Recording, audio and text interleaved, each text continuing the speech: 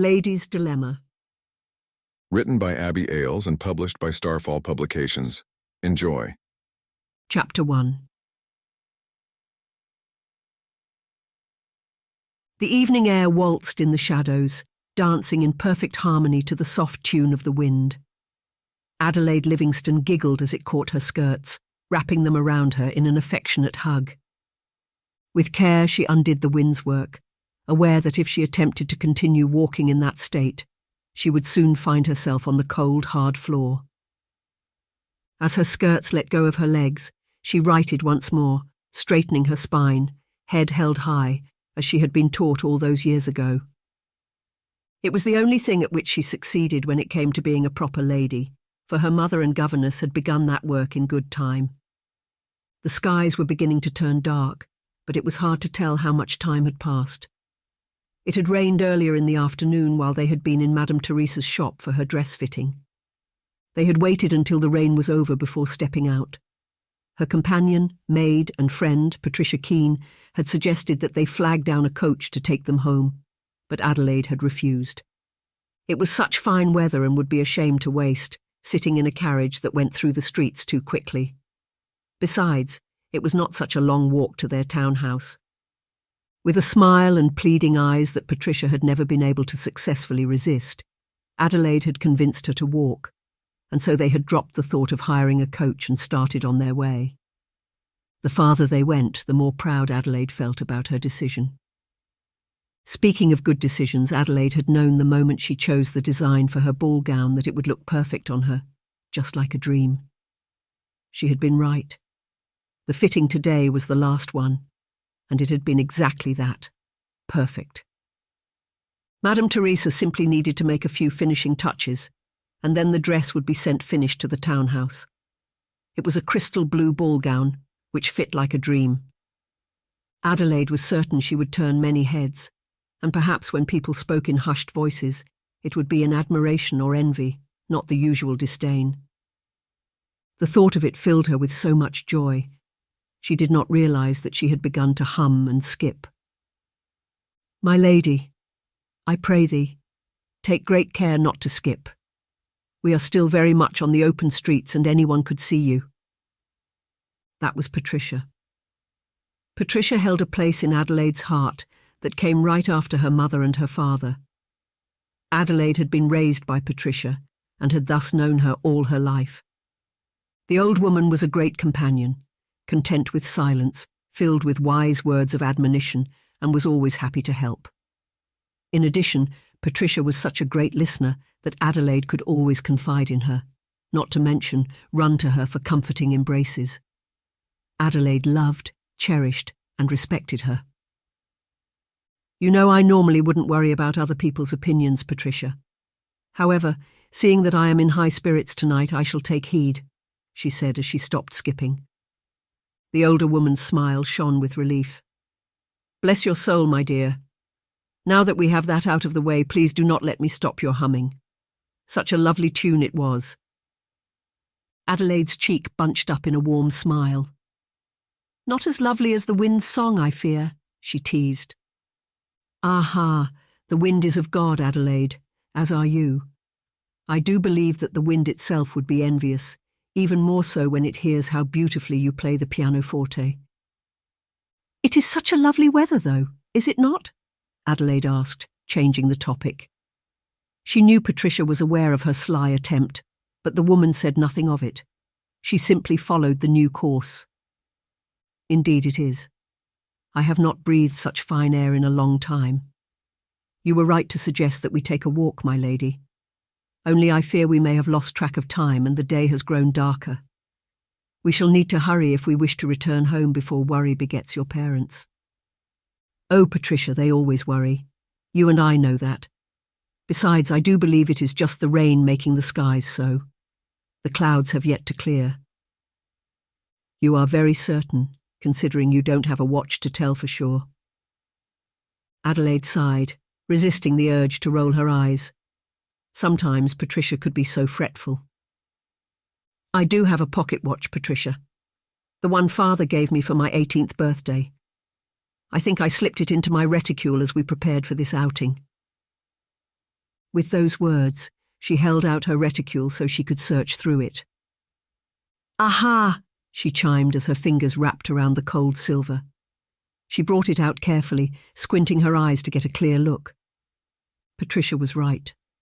The sky was darkening by the second. Finally, her sight adjusted to the growing darkness, and she got a clear look at the tiny hands of the watch. Her eyes widened up on seeing what time it was. She turned to Patricia, finally feeling the same sense of urgency. "What? What is it? What time does it say?" Patricia asked, fearing the worst. "It's 18:30 hour and we still have far to go. You were right, Patricia. We should hurry." "Perhaps now would be a good time to flag down a coach, my lady. That way we will arrive home in time. Dinner shall be served in another half an hour. If you are not on the table, his lordship would be truly worried, not to mention livid. We will be certain to receive a scolding." Understanding Patricia's fright, Adelaide watched the streets, but they had reached that side of London where finding empty coaches was a Herculean task.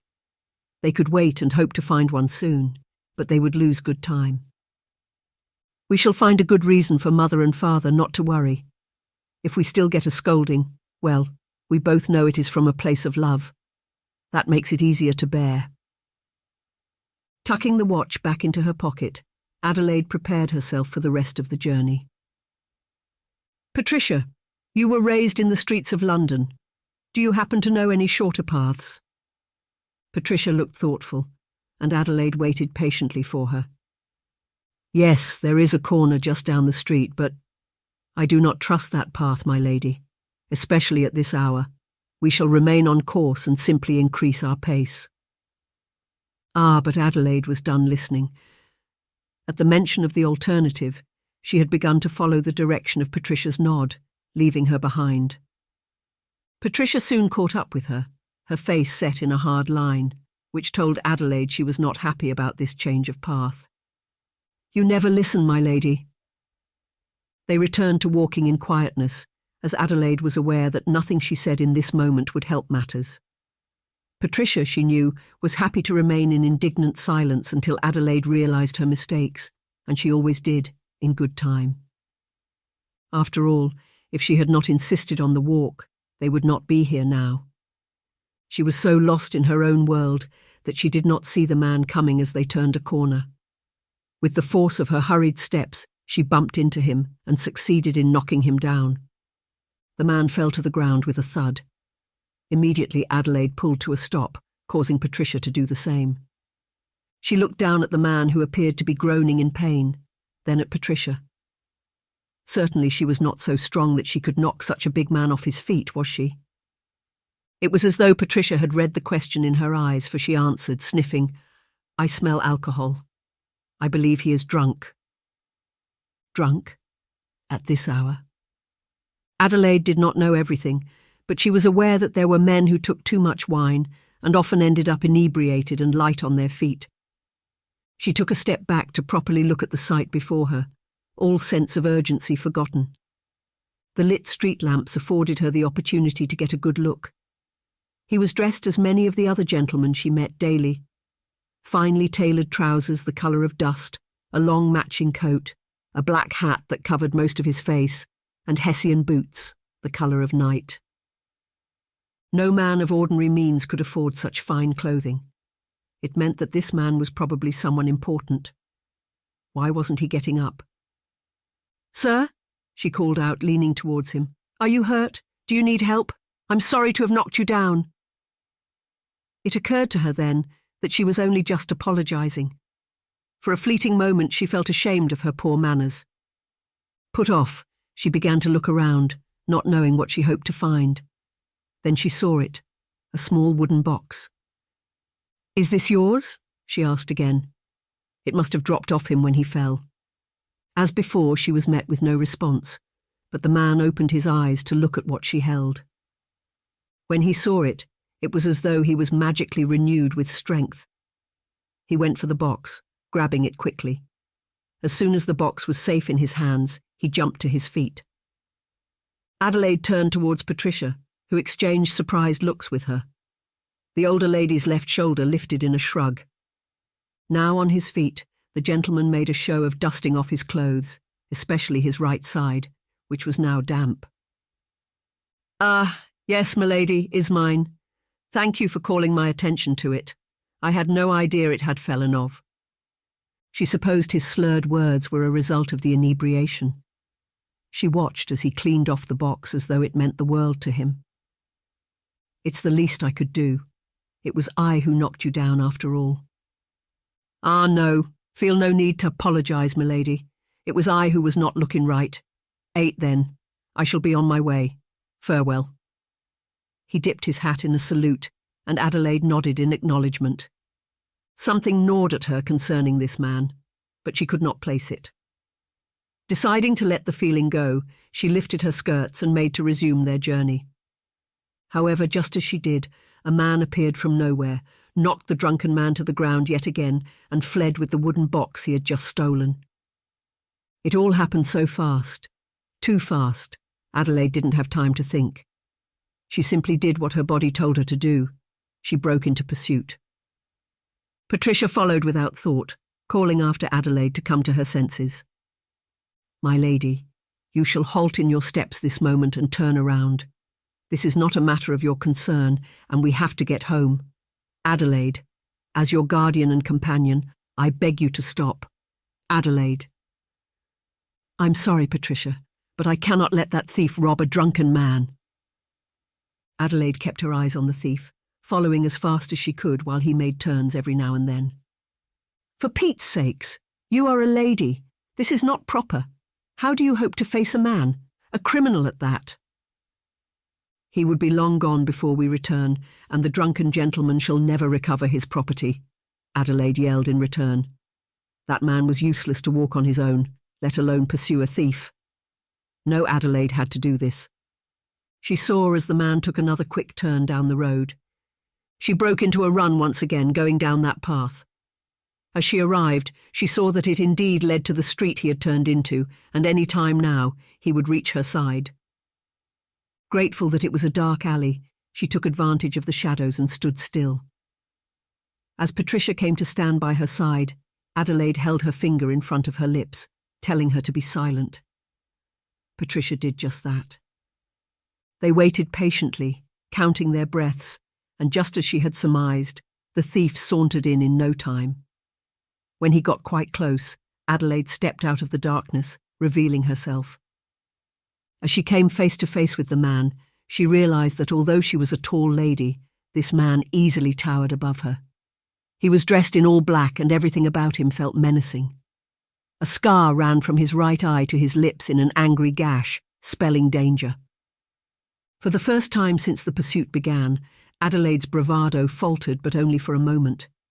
She had not come so far to give in to fear. So, she collected herself and gained control of her nerves. Raising her chin, her voice as stern as it could ever be, she challenged the criminal. "You did not think you would succeed, did you?" Adelaide tried to keep her voice steady as the man stopped to take her in. Her knees began to quiver, and she feared that they might give out, betraying her mock bravado. Chapter 2. "And who hopes to stop me, you?" He must have concluded that she was no threat, for he chuckled. "Get out of my way, lady." His voice was cold, hard. He had spoken lightly, but it felt like a deadly threat. "No, not until you give back what you have stolen. We mustn't take what isn't ours." "And I suppose you care because it belongs to you? I can tell you're a fancy one.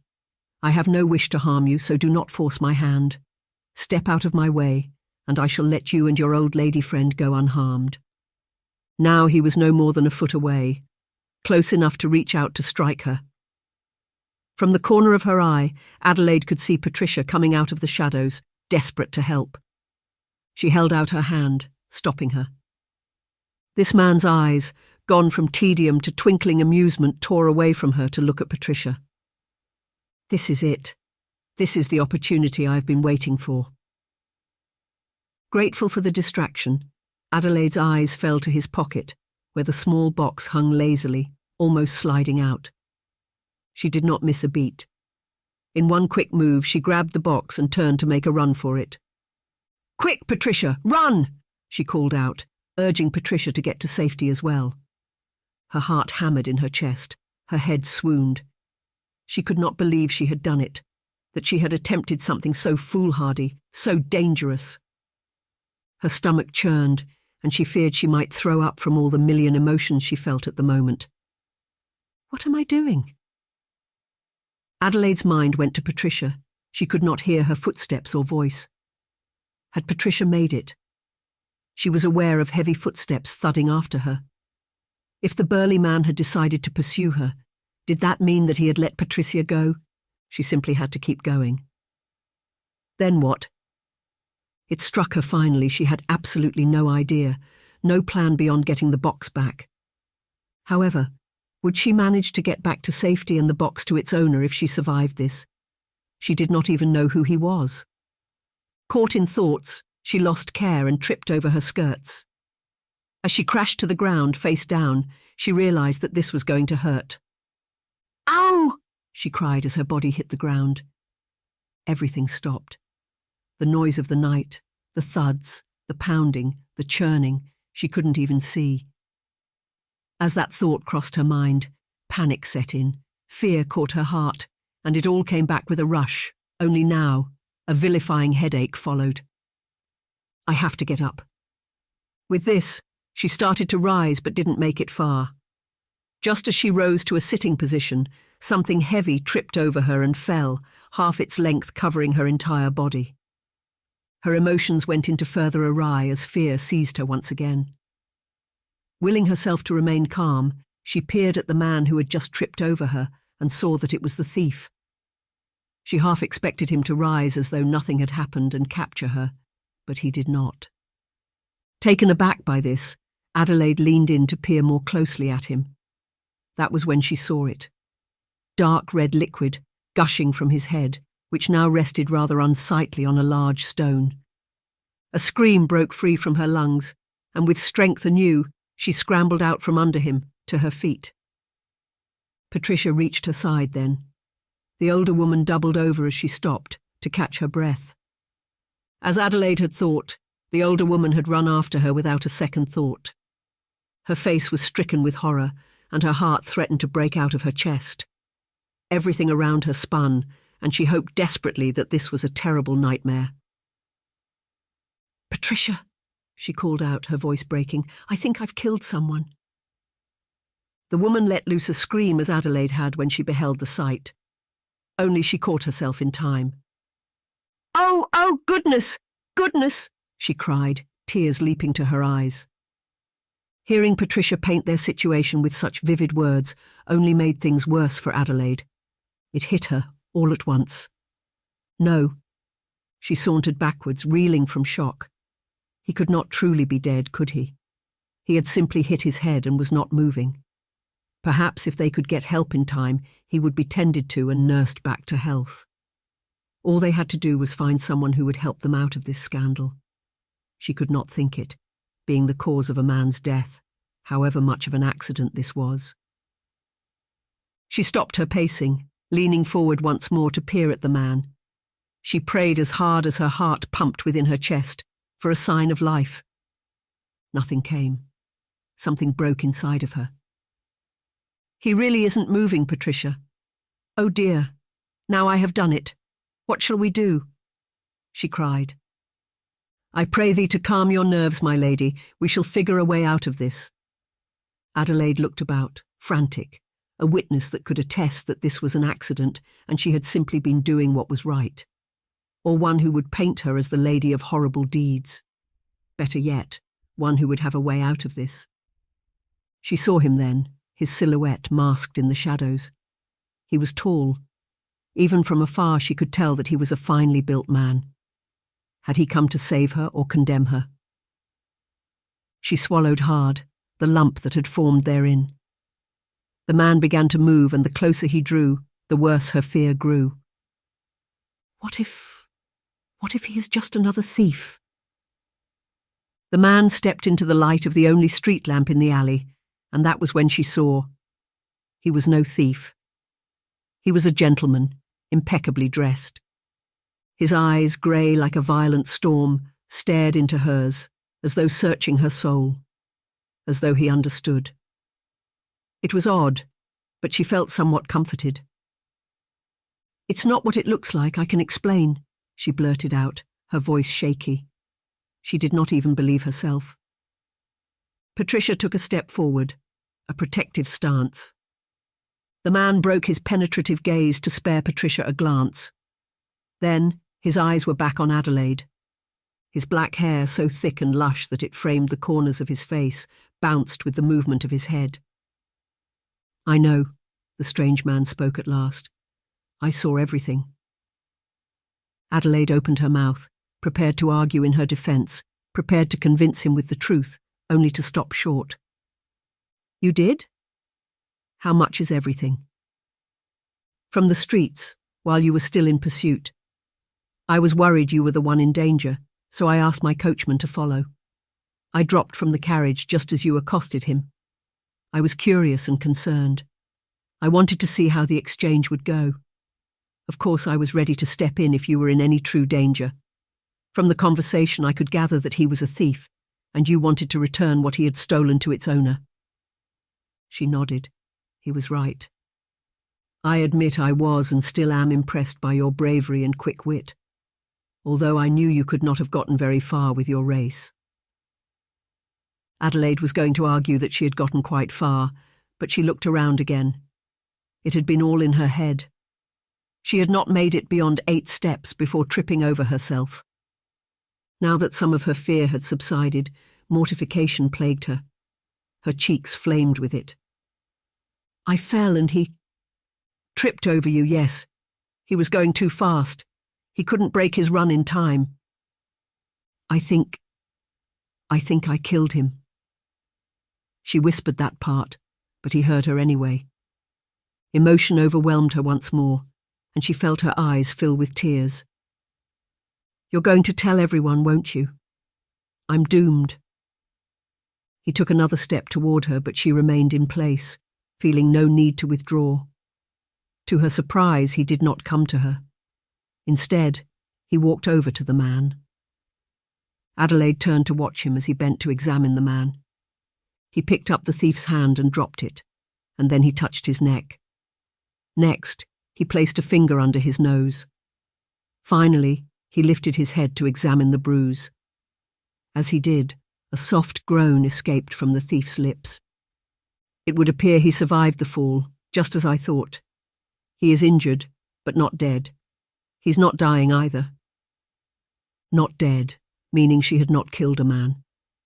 It meant the man would be just fine, after being properly tended to, of course. It meant she was not a murderer. She would not be arrested or banished. Of all the emotions that plagued her, relief won, and Adelaide relished the feeling as it washed over her. "Oh, thank goodness!" Patricia sighed by her side, echoing Adelaide's thoughts. "But there is so much blood." "You haven't seen a head wound before, have you, my lady?" She shook her head.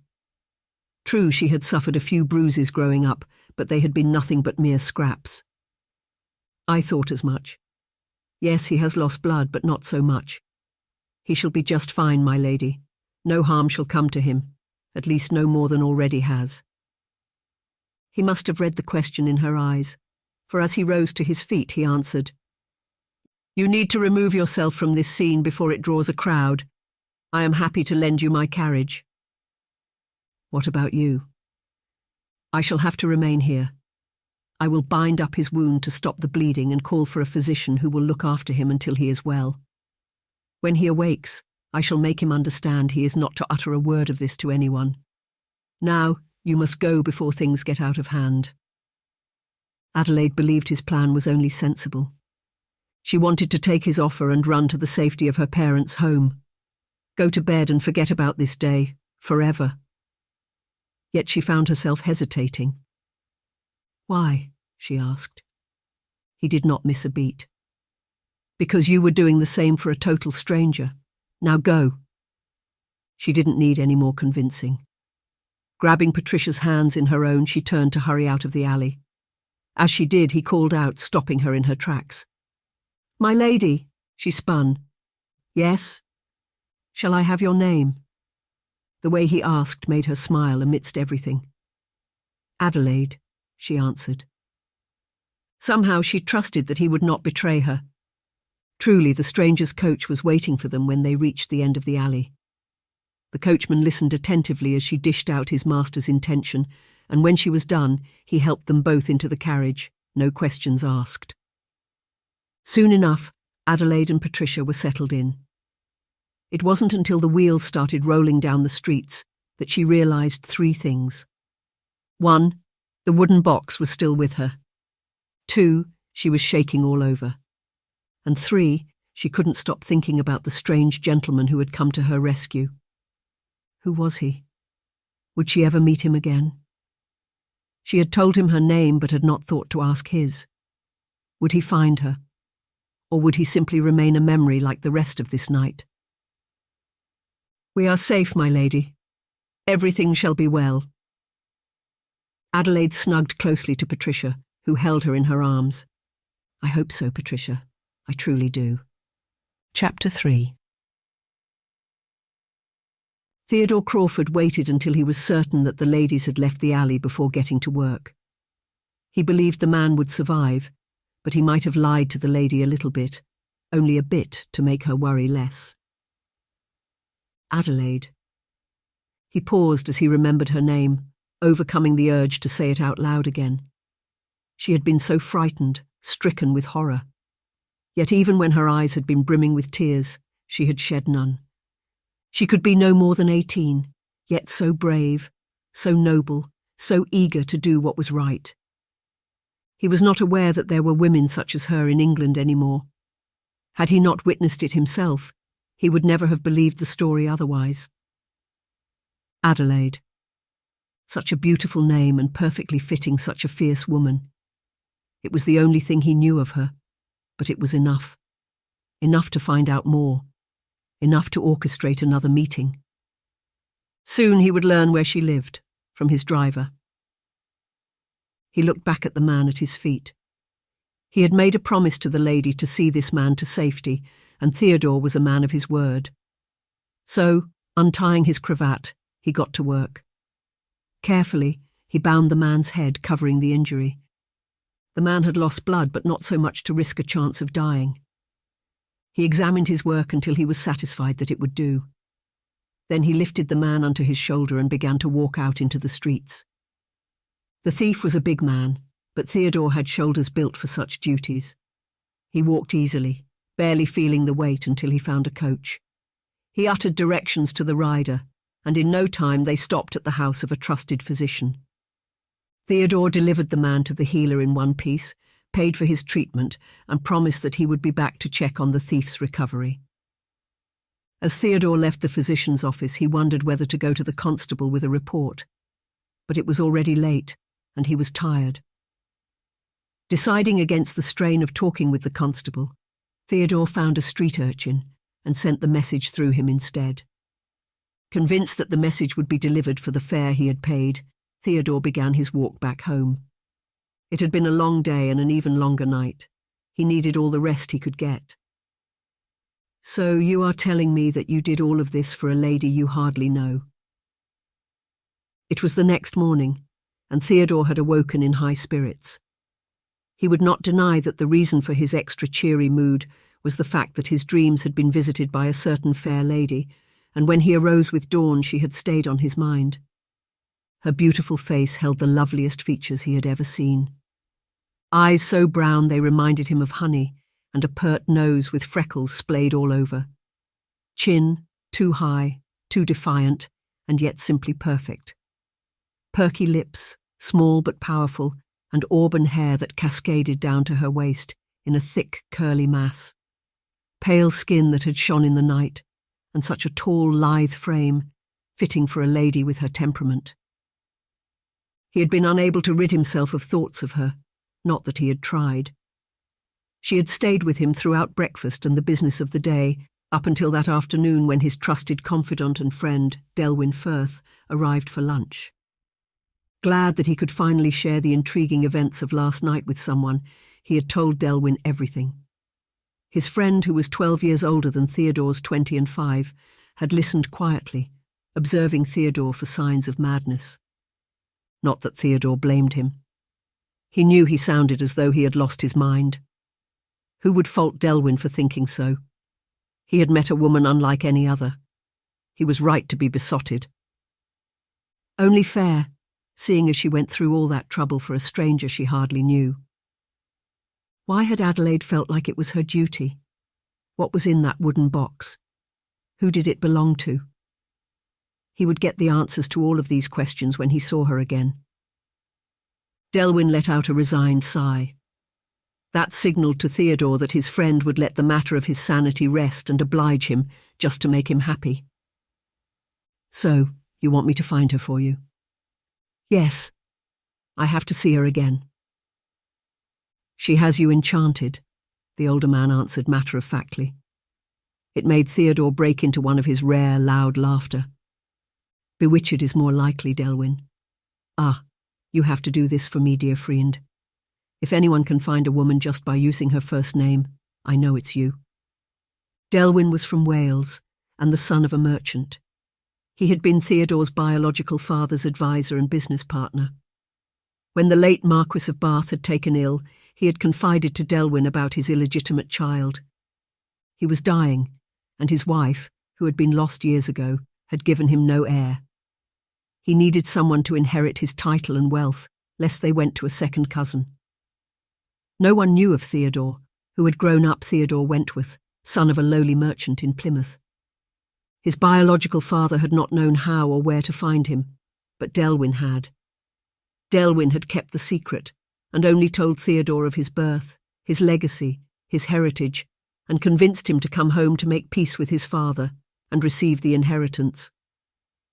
It had not been an easy task for Delwyn. Theodore might not have been happy in his old life, but he had been content. He had loved it, despite its challenges. He had been a woodcarver, and a good one at that, helping his adoptive father who was losing strength. He had not wanted to leave that life, the only life he had ever known.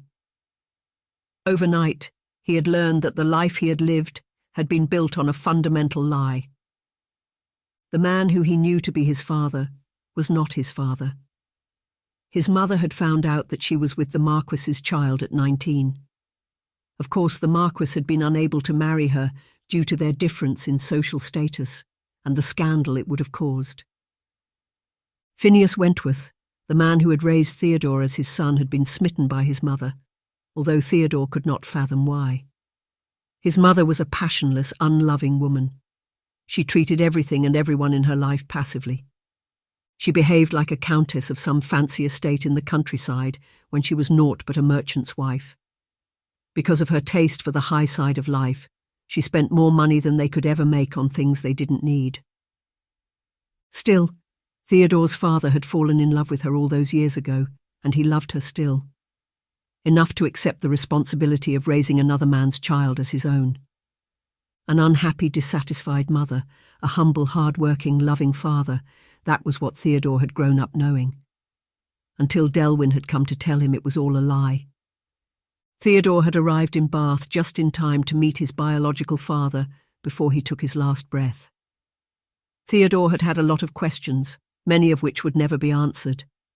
It had also been uneasy, slipping into this new life, this new role with high expectations, but Delwyn had been there every step of the way. In the past 2 years, they had formed a friendship that was genuine and strong. "You really want to do this, do you not? There is nothing I can do to change your mind." Theodore shook his head. His mind had been made up from the moment he stepped into the light and beheld the beauty that was Adelaide. "Nothing, Delwyn. Not to worry. You shall understand when you see her for yourself. Give me 3 days. I shall find out all there is to know." Those words were music to his ears. Theodore rose up, as did Delwyn, and they parted with a firm handshake. "I will not forget this, dear friend. Thank you." The older man nodded and was soon on his way. Chapter 4. It was the third day after that dreadful incident, and Adelaide had still not overcome the grief and guilt that plagued her. When they had arrived home that night, she had been too tired to speak. Patricia had come to her rescue, making a tale of how they had been attacked by a drunk man and had barely made it home alive, but for Adelaide's bravery and quick thinking. Her parents' anger had immediately dissipated, and their worry turned to relief. Rather than a scolding, they had sung Adelaide's praises. Adelaide had been unable to eat any of the meal presented to her, but that was to be expected. Instead, she had been led to her chamber where a bath had been prepared, scrubbed clean and tucked into bed. Her nights had been restless, plagued with nightmares replaying the events of the evening over and over again. She could not get the sight of the thief lying on the ground, blood gushing out of his head, off her mind. Had the strange gentleman kept his word? Had the thief survived the blow? Did he remember her? These fears hung over her like dark clouds, and no matter how hard she tried, she could not seem to rid herself of them. Patricia had reassured her more than 100 times in the past 2 days that there was nothing to fret about, and all would be well. Yet Adelaide could not help herself. She had not stepped out of the house since that night, afraid that someone might recognize her, that the thief might find her. She pulled open her chest, reached in, and took out the wooden box. It was small, yet intricately designed. It was obvious that it was precious and belonged to a worthy man. She wondered what was inside, but didn't give in to the urge to open it. Doing so felt wrong, and she could not afford to deal with any more guilt. The box brought more questions. Had the robbery been coincidental? Did this box truly belong to the drunken man? How would she ever find him? Admittedly, she had gotten a glimpse of him when he rose to his feet, but with his hat and hair covering most of his face, she could not entirely remember his features. Frustrated by so many unanswered questions, she groaned, despising the way they made her feel. There was a heaviness in her heart that made her weary. As she released some of those emotions in another frustrated sigh, her eyes welled up again. She had cried a number of times since the incident, and she knew it was hopeless trying to stop herself from doing so again. So, she gave in and let the tears flow. She always felt better afterwards, even if only for a while. She curled into a ball as the sobs racked through her, emptying her of her sadness. Slowly, she began to feel better. That was when she heard the knock. Sitting up, she immediately dried her tears and cleared her throat before calling out, "You may come in." The doors opened to reveal Rosalind, one of the younger maids. She dropped a shallow courtesy as she stepped into the room. "My lady, Lady Josephine wishes to see you. We told her you are unwell and have requested to be left alone, but she insisted." Oh, of course she did. Josephine was not one to let fickle things as a request stop her from seeing her best friend.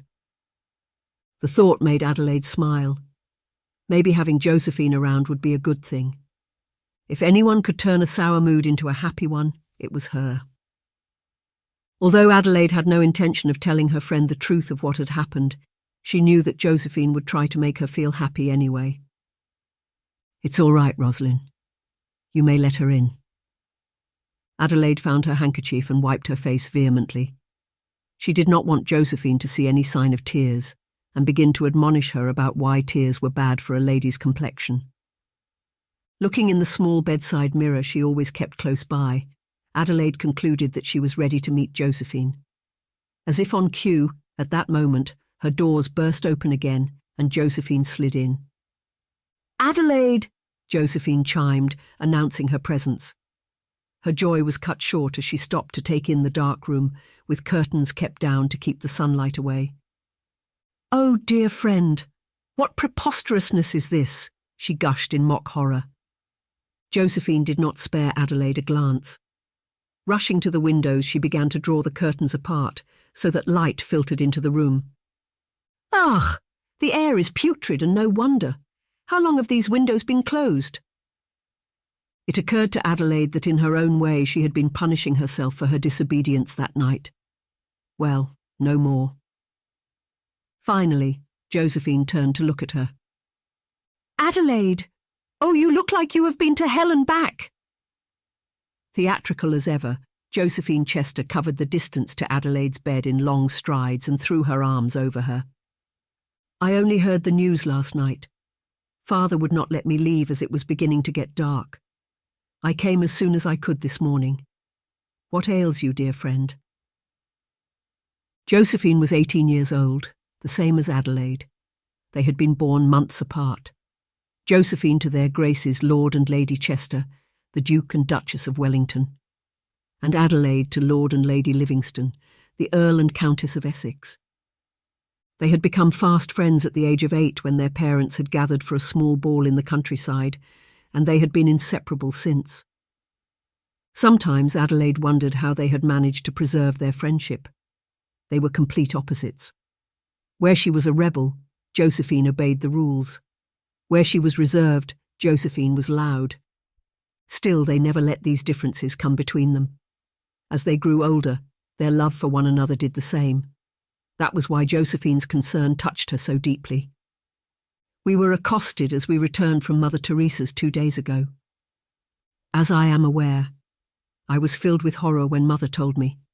However, she assured me that you and Patricia had gotten away unharmed.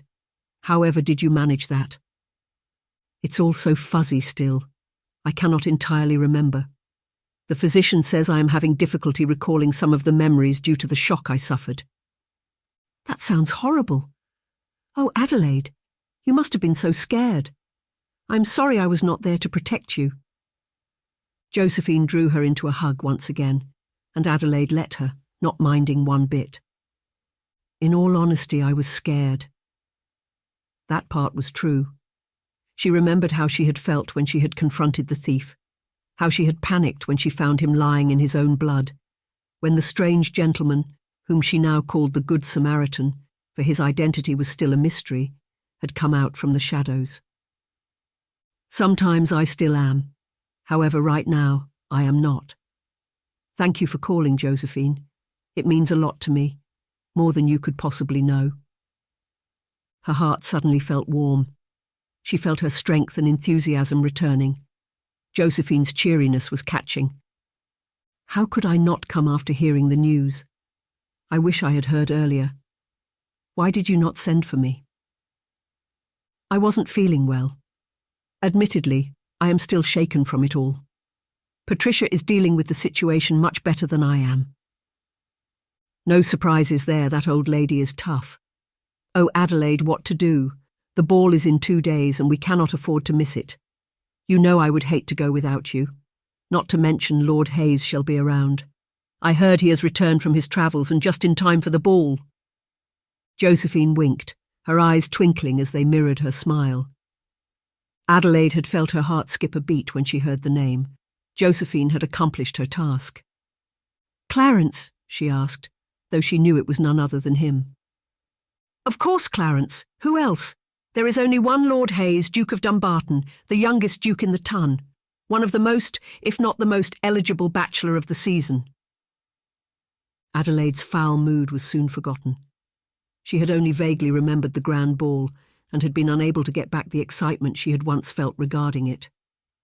In truth, she had contemplated making an excuse so she would not have to attend, delaying stepping back out in public for as long as she possibly could.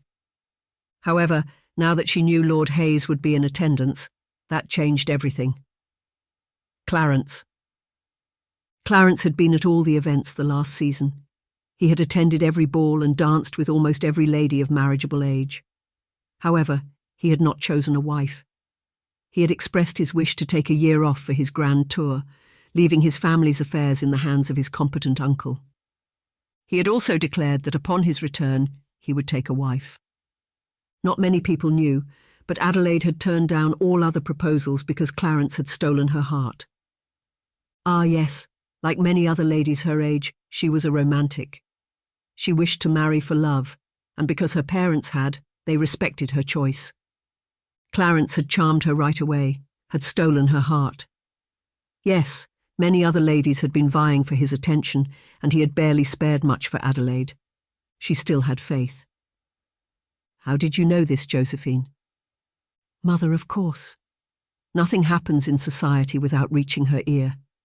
His Grace will be at the ball, I tell you, and you will do well to come.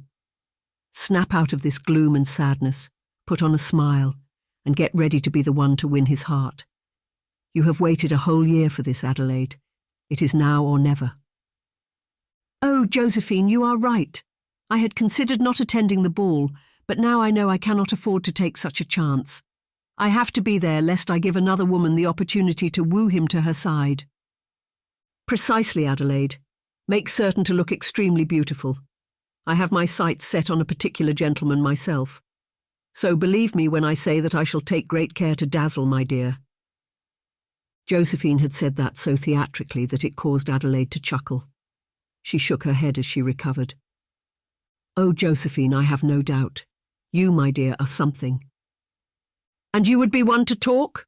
Josephine shot back, her voice in a false sing-song pitch, as she feigned mock surprise and indignation. The exchange simply made Adelaide smile harder. Well, it matters not. Handful or not, I love you. You must know, I appreciate you coming here to drag me out of my gloom. Thank you, Josephine, truly. Pshaw, nothing you would not do for me. This time it was Adelaide who initiated the embrace.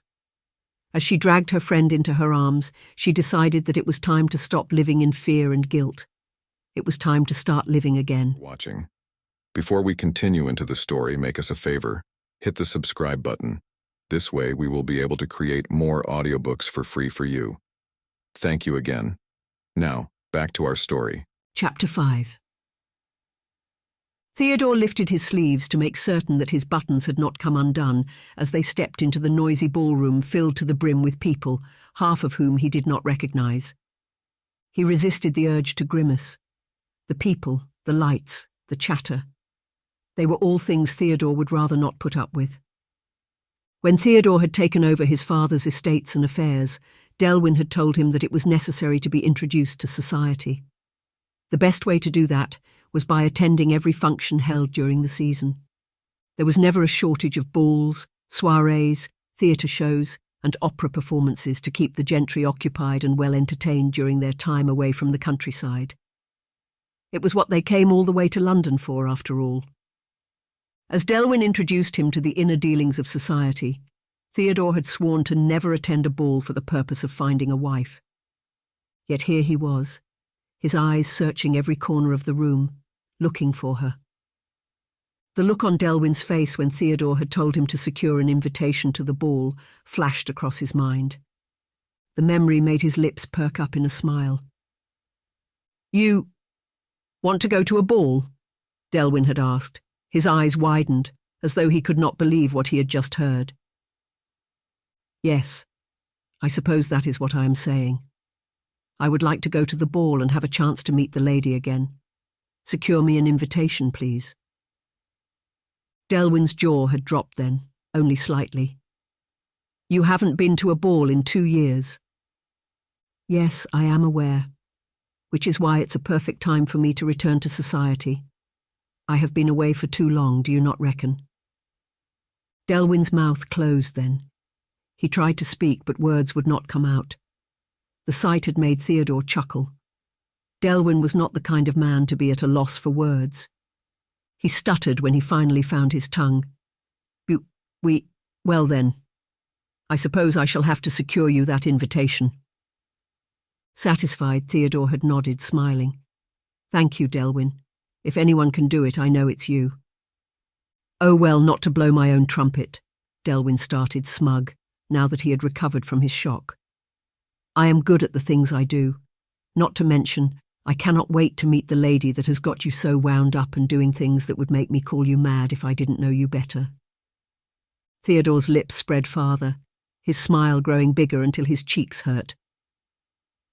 Perhaps I am mad, Delwyn. When you see her, you would understand. She's unlike any other. Ah, yes, I am certain. You are going to balls now. Next you will go on one knee in the middle of the ballroom seeking her hand in marriage. We might as well do all the things on the list of things never to be done. Ah, now I understand why they say what they do. Nothing changes a man like a woman. A phenomenal woman, Delwyn. Only that kind of woman. Theodore returned from his reverie, cherishing that memory even more. He finally knew all there was to know about Lady Adelaide Livingstone, from Delwyn. Delwyn had told him how old she was, and who her parents were, where she lived, and the places she frequented. However, there was still so much to know that he had to learn from the lady herself. Much more to discover. He was beyond curious. He needed to know. Theodore imagined what he would say when he finally met her formally. How would he introduce himself? He had not told her his name that night, and she had not asked. He supposed she had been too shaken to think of that. If she did not recognize him, it would be easy to explain who he was, would it not? The man from the alley, the one who saved the night. He chuckled at that thought. He was no hero. He had simply been at the right place, at the right time. He ended his search again, aware that he had combed through every face in the room for the third time, and not once had he seen one that looked like his fair lady. Leaning into Delwyn, he said in a small whisper, "She's not here." A small frown settled on Delwyn's face. We arrived early. The night is yet to begin. Perhaps the lady is simply running late. I hear it's in fashion these days to arrive much later in the evening and dazzle everyone with their entrance. You do have a point, Delwyn. Nevertheless, just to be certain, I would have you see to it that she is truly going to be here tonight. Check the guest list again or something. Delwyn nodded and was already on his way when Theodore stopped him with a soft hold on his arm. Discreetly, I do not want to draw attention to myself. Once again, Delwyn gave a curt nod. Theodore knew that his friend understood what he meant and would do as he had asked. Reliable and loyal, that was Delwyn. He murmured his thanks as Delwyn turned to walk away once more. It felt like a whole day had passed as Theodore awaited Delwyn's return. The man had not been gone for more than a few minutes, but it felt like so much more. It was awkward, just standing there. He did not know what to do. Go around, make acquaintances, or simply seek out the few familiar faces in the crowd and make light conversation. A small sigh broke free. He had skipped the last season. Now he felt like he was entering society all over again, like a debutante who had never seen the four walls of a ballroom. Deciding against mingling, he remained where he was, content to watch others as they easily floated from person to person, smiling, blowing air kisses, and chattering as though they had been doing this all their lives. Well, most of them had. Soon he felt his patience slipping, and he brought out his pocket watch to see how long Delwyn had been gone. His eyes had just narrowed in on the watch when the older man appeared by his side. "Sweet relief! Whatever took you so long?" "You said to do it discreetly. I had to move carefully." "True. Well?" "She will be here. It is just as I thought. Our fair lady is only running late. No worries. I am certain she will be here any moment now." As those words left Delwyn's mouth, a sudden hush fell over the crowd. Heads began to turn towards the stairway. Naturally, Theodore's followed.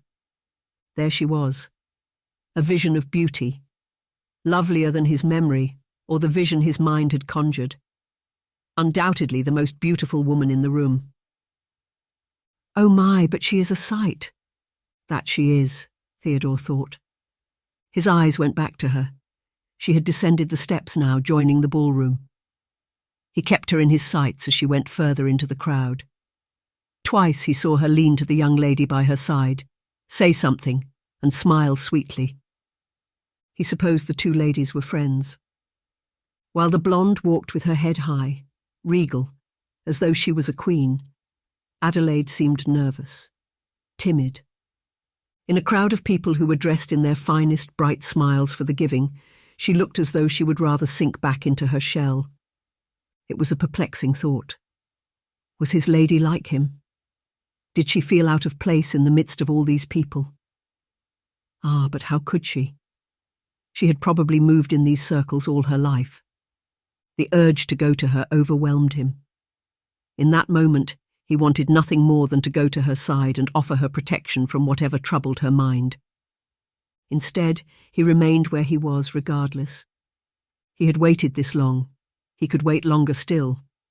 Not to mention he now had something he had not yet been blessed with that night, the pleasure of looking upon her face.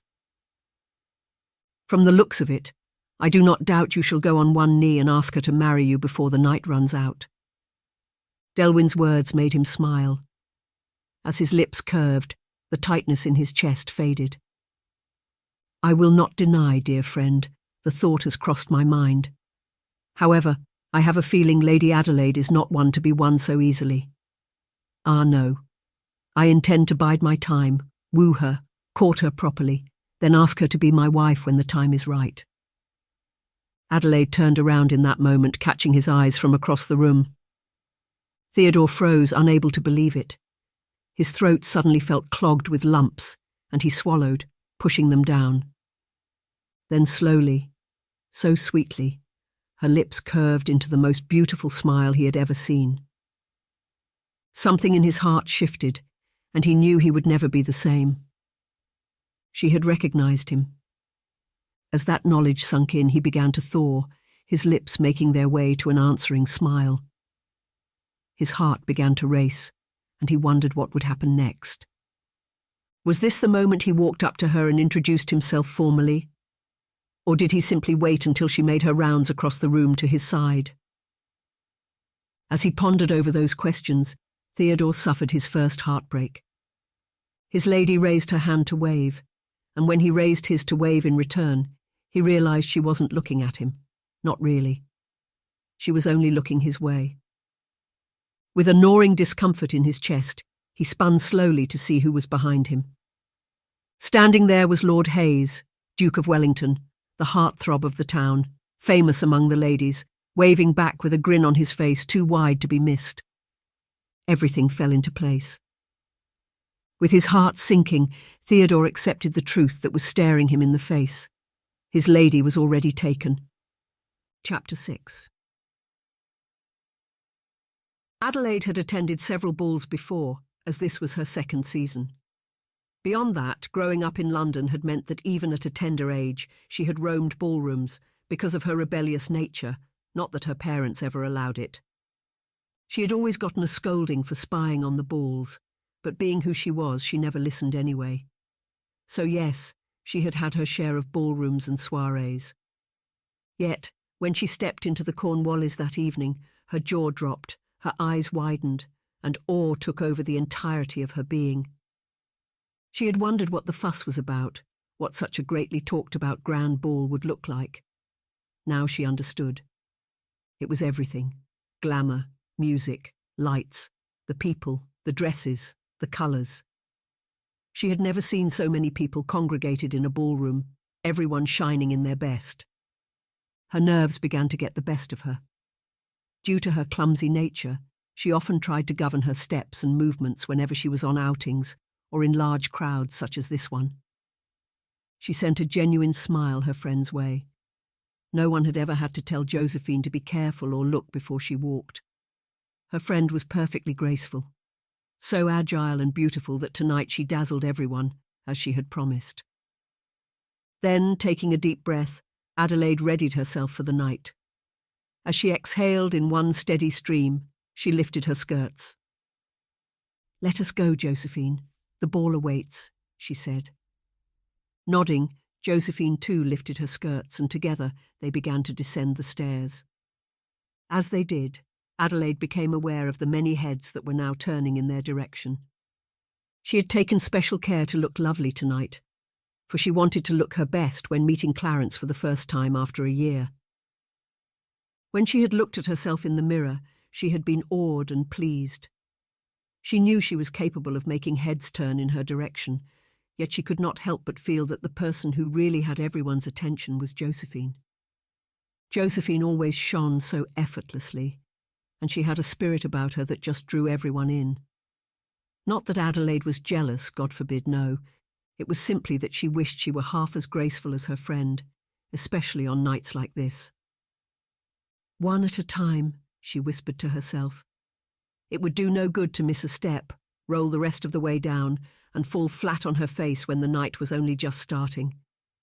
What talk that would bring! It would be all the amusement needed for the night, and all the embarrassment that would be required for Adelaide to never step foot out of her house ever again. She released a breath she had not realised she had been holding as her foot stepped off the last step onto the ballroom floor. She had made it. The night was going well so far. Now all she had to do was find Clarence, charm him, make certain she did not bump into anything, and pray hard that no one would recognise her from that dreadful night. Her heart began to hum in her chest as her eyes rested upon Clarence. He was even more handsome than ever. She waited as his eyes roamed, hoping that he was searching for her, hoping that he would find her soon. Foolish. Yes, but hopeful nonetheless. Then it happened. His eyes landed on hers. This time her heart leapt, and the butterflies in her stomach began to test their wings. Unable to help herself, her lips curved into a smile that barely fit her face. As if the butterflies were not wreaking enough havoc, he smiled in return and lifted his hand in a wave. He recognized her. But of course he did. And beyond that, he looked happy to see her. Hope soared within her, and she almost ran across the room to him. Thankfully, it was one of those rare moments where propriety took over, so she found the will to remain where she was. "See, I told you, he fancies you as well. I knew it," Josephine exclaimed. Yes, the thought had occurred to Adelaide. Yet hearing it whispered so softly into her ears, it made her soul chime. If Josephine saw it as well, then they both could not be mistaken, could they? "Mayhap," she replied softly. "Mayhap. I say it is quite apparent, Adele. He looks at you like you're the morning sun." Adelaide's cheeks warmed, and she knew that she must be blushing crimson. She wondered if he could see it from where he stood, if he wondered what their whispers were about. "Oh, I don't know, Josephine. He does not truly know me as you do. And when he does, he shall fall hopelessly in love with you. Never worry, Adele. I know you fear he may not take a liking to you when he realises how clumsy and unladylike you are. I would not fret if I were you. From what I hear, Clarence is not that kind of man. He sees beyond such trivialities." The words sounded too good to be true, and Adelaide wanted to believe them. She wanted to believe her friend's words with all of her heart. Letting herself feel a glimmer of hope, she turned to look at Josephine, breaking eye contact with Clarence, howbeit reluctantly. "Thank you, Josephine. You are such a wonderful friend. Whatever would I do without you?" "Bump into tables and smack right into walls." Josephine's eyes twinkled with mischief as she teased, and Adelaide felt a giggle slip past her lips. It was nice to laugh. Some of the nervousness she had been feeling all evening slowly slipped away. As she recovered, she returned her gaze to Clarence, only to discover that he had moved from the spot. Disregarding her sudden sadness, she told herself that he would return soon, and then they would speak. After all, the night was young still. "When do you suppose the first dance shall begin?" she asked, directing the question to Josephine. Their cards were almost filled, but she had reserved the first dance for Clarence. When no response came, Adelaide looked to her side, only to find that her best friend had floated away to God knows where. Her parents were somewhere in the crowd, no doubt greeting one friend or the other. It meant that Adelaide was now on her own. The thought did not make her at all happy. Deciding to roam, she began to walk, craning her neck in several directions every now and then, searching for Clarence. It all happened so fast. One moment, she was walking. The next, she was running into a table she had not even known was there. The furniture shook, causing the glasses that had been placed on it to fall, spilling the brandy onto the tablecloth and her dress. She gasped in horror. She had done it again. From the hush that had suddenly filled the room, she knew that everyone had seen her blunder. Mortified, she dared to look up, and her suspicions were affirmed. Eyes leered at her, vicious whispers arose, sneering looks pierced through her skin, and she willed the ground to open and swallow her up. As the chatter resumed, there was no doubt in Adelaide's heart that she had become the subject of discourse for the rest of the night. Oh, her lovely dress, a full skirt flowing out from her under her ribs, while the bodice gleamed, adorned with rhinestones, tresses and ruffles. Now it was ruined. Tears stung her eyes as she looked down to see the mess she had made. A dropping tear made her feel even worse. Hurriedly she started to dab at her check. "My lady, here." As the voice filled her ears, she thought it sounded familiar. The first thing she saw as she looked up was the handkerchief being held out by strong, long, manly fingers. Slowly her eyes continued to go higher until they came to rest on his face. Instantly she recognized him, and as she did, her eyes widened. "You!" The full audiobook will be available on YouTube in a few days. What did you like the most?